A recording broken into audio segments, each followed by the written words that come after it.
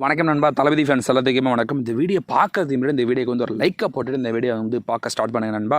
நம்ம தளபதி விஜய் வந்து திருநெல்வேலிக்கு வந்து போயிருக்காரு. நலத்திட்ட உதவிகள் வந்து பண்ணுறதுக்காக நிறைய பேர் வந்து வெள்ளத்தால் பாதிக்கப்பட்டு நிறைய பேர் வந்து வீட்டை இழந்திருந்தாங்க. நிறைய பேர் வந்து குடும்பத்தில் ஒருத்தர் இழந்து வந்து ரொம்ப கஷ்டப்பட்டு இருந்தாங்க. நம்ம தளபதி விஜய் போயிட்டு வந்து உயிரிழந்தவங்க வீட்டுக்கு வந்து 1 லட்சம் ரூபாய் கொடுத்துருக்காங்க. வீடு இடிஞ்சவங்க, இந்த மாதிரி வீடு கொஞ்சம் டேமேஜ் ஆனவங்களும் வந்து 50,000 வர வரைக்கும் 1500 பேருக்கு வந்து கொடுத்துருக்காரு. அது மட்டும் கிடையாது, நிவாரண பொருட்களையுமே வந்து கொடுத்துருக்காங்க. நம்ம தளபதி விஜய் வந்து இவ்வளோ கஷ்டப்பட்டாங்க போனதுமே சரி தான். சில ஃபேன்ஸ் பண்ணது வந்து தளபதிக்கே வந்து கொஞ்சம் வருத்தத்தை கொடுத்துருவோன்னு தான் வந்து சொல்லணும். ஏன்னா போகிற வழியில் வந்து அவ்வளோ க்ரௌடு. அவர் வந்து இந்த மாதிரி நலத்திட்ட உதவி பண்ணுறதுக்கு, மக்களுக்கு உதவி பண்ணணும் அப்படின்னு வந்திருக்காங்க.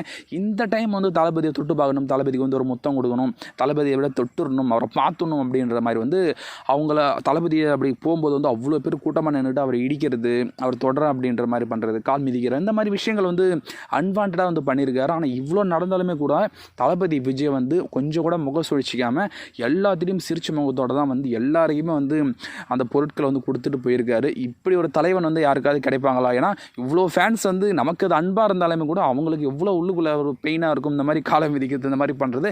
பட் அதை அவர் பெருசாக எடுத்துக்காமல் வந்து எல்லாருக்கும் வந்து சிரிச்ச முகத்தோட தான் கொடுத்தாரு. இது ஒரு கொடுமை என்னென்னா, ஒரு பொண்ணு வந்து அவர் சீரியஸாக எல்லாத்துக்கும் கொடுத்துட்ருக்காரு, நிவாரண பொருட்களை கொடுத்துட்ருக்காரு.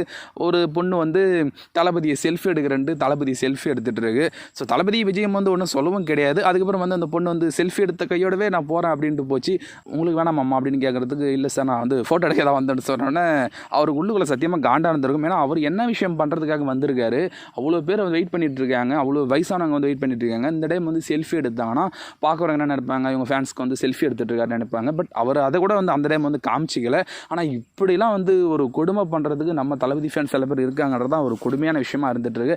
என்னதான் அன்பாக இருந்தாலும் சரி தான், இடத்துக்கு ஏற்ற மாதிரி இது கூட பரவாயில்லைங்க. லாஸ்ட்டாக அந்த ஸ்டூடெண்ட்டு கொடுத்தாரு, அதில் கூட விசிலடிங்கன்னு சொல்லிட்டு அவர் அவ்வளோ நேரமாக கிட்டத்தட்ட ஒரு நைட்டு 11 மணி வரைக்கும் நின்று கொடுத்துட்டு போனார். ஆனால் விசிலடிங்கன்னு சொல்லிட்டு ஒரு பையன் பண்ணாங்க. ஸோ இந்த மாதிரி விஷயங்களும் வந்து சில பேர் பண்ண தான் செய்கிறாங்க. பட் இருந்தாலுமே சரி தான், அவர் யார்கிட்டையும் எந்த ஒரு மூஞ்சியும் காமிச்சிக்காமல் எல்லாத்தையும் ஒரு சிரிச்ச முகத்தோடு கொடுத்து முடிச்சுட்டு இப்போ வந்து அவர் கிளம்பிட்டார். ஸோ இந்த ஒரு செயல் அப்படின்றது வந்து இன்றைக்கி தான் வந்து சோஷியல் மீடியாவில் வைரலாக வந்துட்டு கண்டிப்பாக ஒரு நல்ல விஷயம் வந்து நம்ம தளபதி விஜய் வந்து பண்ணியிருக்காரு. இதை பற்றி நீங்கள் என்ன நினைக்கிறீங்கன்றதை மறக்காமல் வந்து கமெண்ட்ஸ் சொல்லுங்கள். இது போல வீடியோக்கு நம்ம சேனல் சப்ஸ்கிரைப் பண்ணுங்கள். தேங்க்யூ.